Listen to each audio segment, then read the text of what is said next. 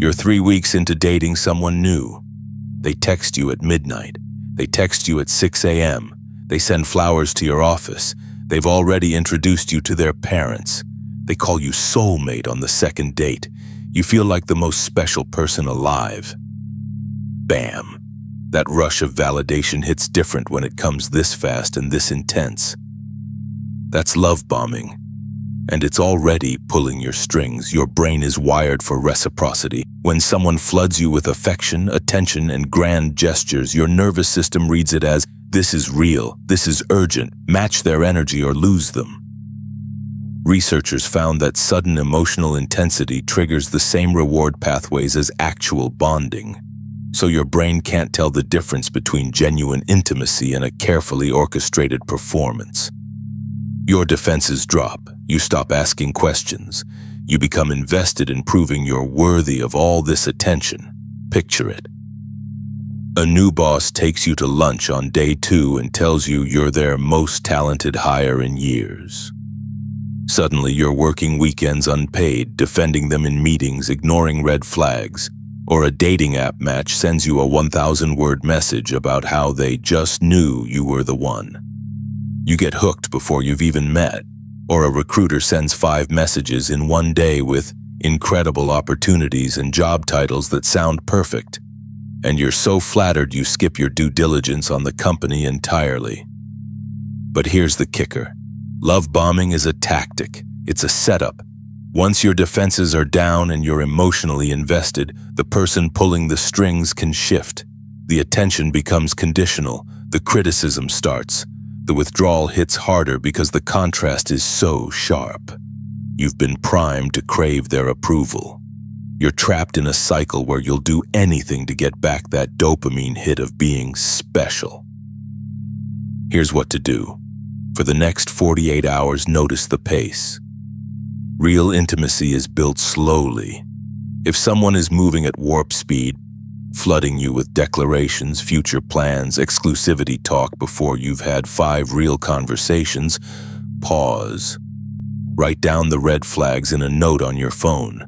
Don't respond to the intensity with your own. Ask a boring question. What's your favorite childhood memory? Or, how do you handle disagreements? Real people get bored with rapid-fire romance and reveal themselves in the mundane. Watch what they do when the spotlight isn't on them. That's the person you're actually dating. Your brain loves shortcuts, shortcuts that feel like love, like opportunity, like being chosen. But the freedom to choose wisely, that only happens when you see the full picture, not just the highlight reel. Knowledge.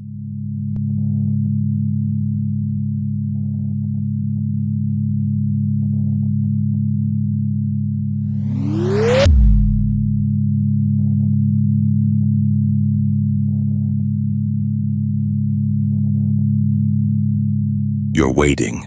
A text comes in, a like, a message, a reply after a week of silence. Your whole nervous system lights up. You reply within seconds, then nothing. Radio silence for days, then another crumb, a comment, a follow. Your brain spins up the hope machine all over again. Bam! You're hooked on the possibility. That's breadcrumbing. Someone serving you just enough attention to keep you on the line without ever committing to the meal. And your brain loves it, literally. Low-effort, intermittent rewards are your brain's crack cocaine. Here's why. Your brain runs on dopamine prediction, not dopamine itself. The unpredictability, not knowing when the next crumb arrives, actually triggers more anticipation than consistent attention would. Researchers found that variable reward schedules create the stickiest behavioral loops. It's the same mechanism that keeps you pulling the slot machine handle. Your brain is wired to hunt for the pattern, even when the pattern is just someone stringing you along. Dating apps are the obvious hunting ground. You match with someone, get a flurry of messages, they ghost for a week, then, "Hey, how have you been?" appears at 11 p.m. Your chest tightens, you rationalize, and maybe they were busy. At work, it's a manager who praises you inconsistently. Shows real interest one meeting, ignores you the next. You work twice as hard trying to earn back that approval. On social media, creators post sporadically. You turn on notifications for their content because you never know when they'll show up. Each appearance feels like a gift, but here's the kicker. Breadcrumbing is weaponized hope. The person doing it often isn't even aware of the damage, but some know exactly what they're doing. Keeping you available, keeping you checking your phone, keeping you feeling slightly less than so you stay grateful for the scraps. It erodes your self-worth one unanswered message at a time. Try this. For the next 48 hours, pay attention to who breadcrumbs you and how often you reach out first versus them reaching out to you. Keep a simple tally. Actually write it down. The data tells the story. Real connection is bidirectional. Breadcrumbs always flow one way. You get to choose who deserves your hope.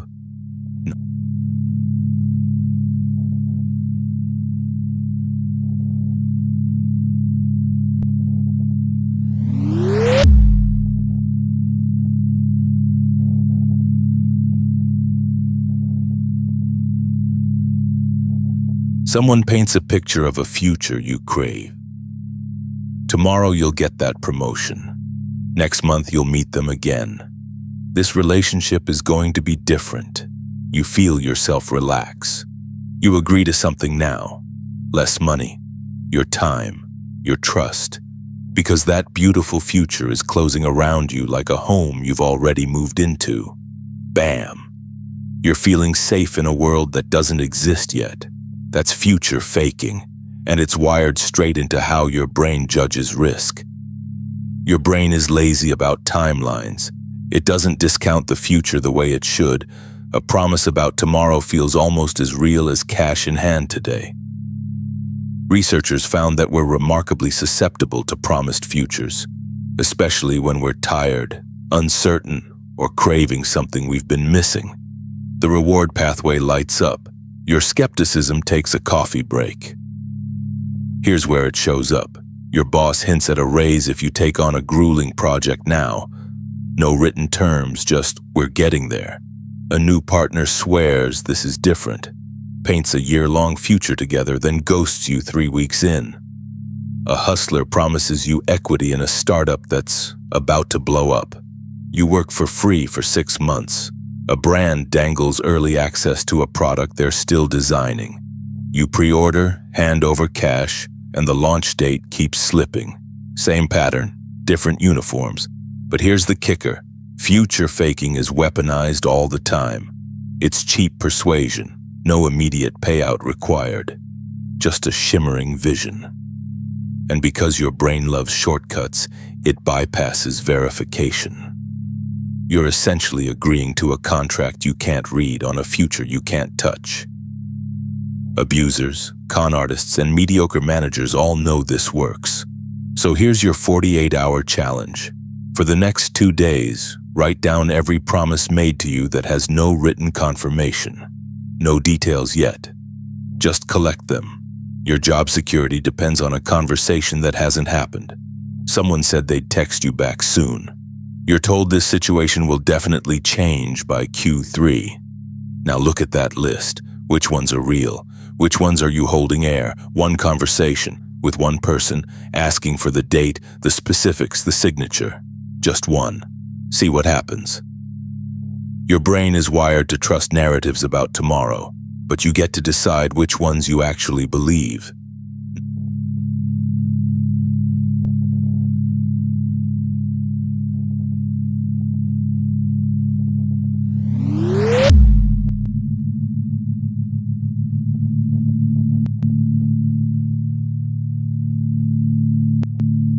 You're in a conversation. You said something. You know you said it, and someone you trust looks you dead in the eye and says you didn't. Or they said it differently.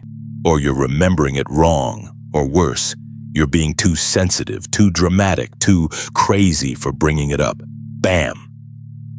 There's that sinking feeling. Your certainty cracking. Did I say that? Am I losing it? And suddenly, They've got the power. You're scrambling to defend ground that felt solid 5 seconds ago. That's gaslighting. And it's less about the gas lamp and more about this. Someone deliberately tweaking your sense of reality to gain control over you. Here's why your brain is vulnerable to this. Your memory isn't a video camera. It's a collaborative experience. Researchers found that when someone you trust contradicts you with confidence, your brain actually updates what it believes happened. It's wired to trust consensus, especially from people close to you. Gaslighting exploits that hardwiring. They're not just arguing. They're rewriting the script while you're still in the scene. Watch it happen in the wild.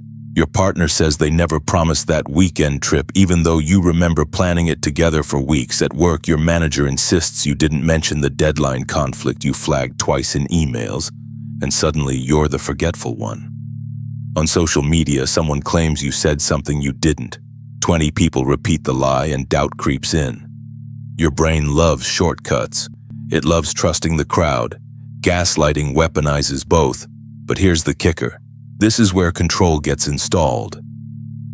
Once you stop trusting your own mind, you're primed to trust them instead. You start asking permission for what you remember. You second-guess your instincts. You get smaller. They get bigger. It's a slow-motion power grab, and it works because it's invisible. You feel crazy, not controlled. Here's the move. The next time someone contradicts a clear memory, especially something you've documented or witnesses can verify, pause. Say this: "That's not what I remember, let me check." Then actually check.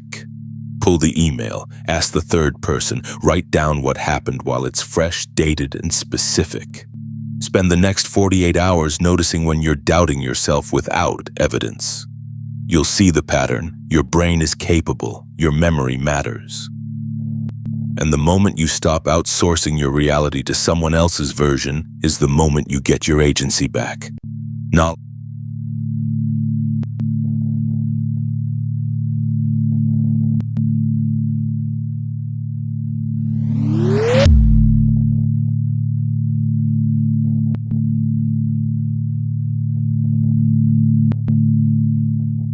You're standing in front of someone you trusted.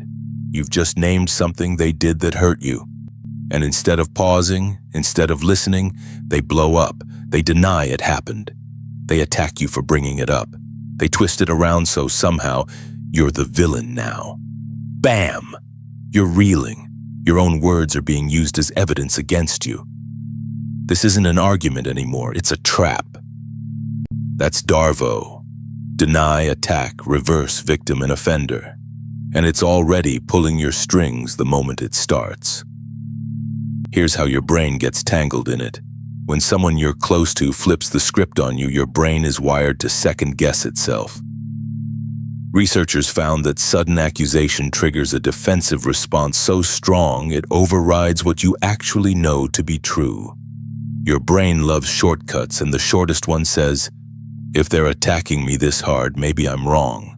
The certainty you walked in with evaporates. Now you're defending yourself instead of being heard. That's the whole design. Think about it. Your partner did something hurtful. You name it gently. They say it never happened, call you crazy for even suggesting it, then claim you're the one who's abusive for attacking them. Boom! The conversation you came to have is over. Or at work, you raise a concern about a colleague's behavior. They explode, say you're jealous, unprofessional, out to get them. Everyone around you tenses up. Suddenly you're the problem. Or online, you point out something troubling about someone's actions. They deny it, attack your credibility, reframe it as you being the bully. The reversal is instant, it's clean, it works, but here's the kicker. DARVO is a weapon. It's not a misunderstanding or a bad day. It's a pattern. Someone protecting themselves by erasing the person they hurt. When someone uses this move on you, they're not confused. They're choosing chaos over accountability. And your job isn't to win the argument or prove yourself right. Your job is to notice it's happening. Try this. Next time you feel that disorientation, that sudden flip where you're the accused instead of the one who came seeking understanding, pause. Say it out loud. I noticed the subject just changed. I came to talk about X. Now we're talking about whether I'm a bad person. Just name it. Don't engage the new fight, just observe. Do this once in the next 48 hours and you'll see how the pattern breaks the moment it's named. The truth is simple.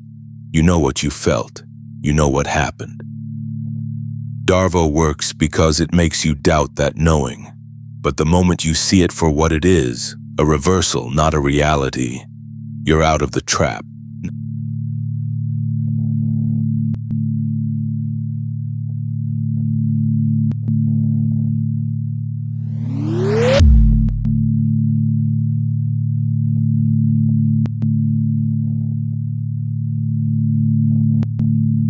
You're in a relationship where things swing wildly.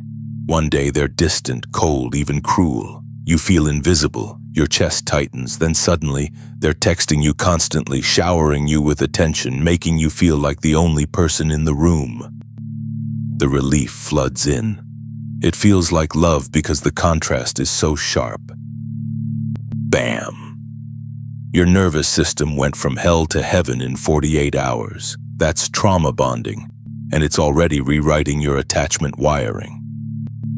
Here's what's happening under the hood. Your brain doesn't bond to consistency, it bonds to intensity.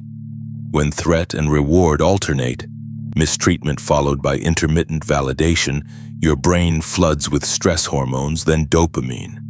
Researchers found that unpredictable patterns of punishment and reward actually create stronger neurological bonds than stable affection does. Your brain thinks you've survived something together. It mistakes intensity for intimacy. Real-world patterns, the partner who criticizes your appearance, then surprises you with flowers and says nobody understands you like they do. The boss who humiliates you in meetings, then privately mentors you and makes you feel special. The dating app match who ghosts for a week, then comes back with, I couldn't stop thinking about you, and suddenly you're hooked. The parent who withholds approval, then gives sporadic praise that hits like a drug. In each case, your brain is primed to interpret the reward as proof of a deep connection. Because the contrast from pain to pleasure is neurologically intense. You're not bonded through safety, you're bonded through oscillation. But here's the kicker. This bond is fragile and false. It feels like love because your nervous system is flooded. But what you're actually experiencing is addiction to relief. And the person cycling you through this? They're either deliberately manipulating you or so emotionally dysregulated they don't know what they're doing. Either way, the structure stays the same: mistreatment, withdrawal, reconciliation, repeat, escalate. Here's your move, the 48-hour clarity challenge. Next time you feel that post-reconciliation high, don't celebrate it yet. Instead, write down exactly what happened in the last week. Not emotions, facts. What did they do or say? How did it make you feel? Then wait 48 hours without contact.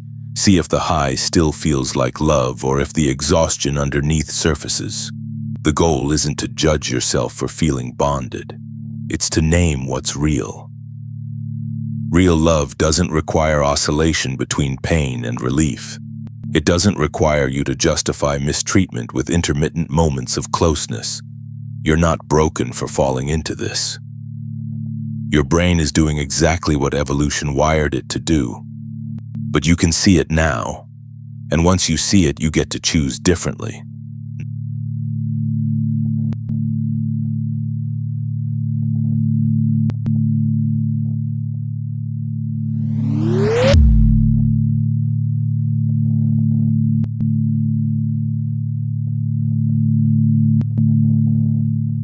You went no contact, 3 months of silence, you're healing. You're starting to remember who you are, and then a text, not a groveling apology, something better. A funny meme they know you'll love, a casual check-in like nothing happened. Just thinking about you. Bam, your chest tightens, The relief floods in before your brain can catch up. That's hoovering, and it's already pulling your strings. Here's how it works. Your brain is wired for narrative closure. When someone vanishes, your nervous system stays in a loop, searching for resolution. When they reappear, especially with charm, humor, or the right amount of "I miss you" urgency, your dopamine-soaked brain treats it like the story finally making sense again. Researchers found that intermittent contact is more addictive than consistent love because uncertainty triggers deeper craving. Your brain loves shortcuts, and hoovering is the ultimate shortcut to feeling wanted again. Watch it in action. The ex who ghosts you for months then slides into your DMs with, "I've changed." The boss who ignored your email for weeks then suddenly makes space for you. Right when you've mentally moved on, the dating app match who vanishes rematches you 6 months later with, "This seemed important." Your nervous system doesn't distinguish between "they care now" and "they're just rebaiting the hook." The feeling is the same, that's the trap. But here's the kicker. Hoovering isn't random, it's often deliberate. It hooks hardest when you're vulnerable, when you're finally getting distance, or when the person has something to gain, validation, access to your attention, pulling you back into their orbit. The warmth feels earned. It never is. Try this. The next time someone reappears with warmth or urgency after silence, pause. Don't respond for 48 hours. Write down why they're reaching out, what they want from you, and whether this pattern has played out before. Usually the answer is yes. The brain wants to believe it's different this time. It rarely is. Real connection doesn't need dramatic reappearances. It's consistent, it's present, it doesn't require you to forget the silence. You know when someone truly wants to be in your life, they don't vanish first. Not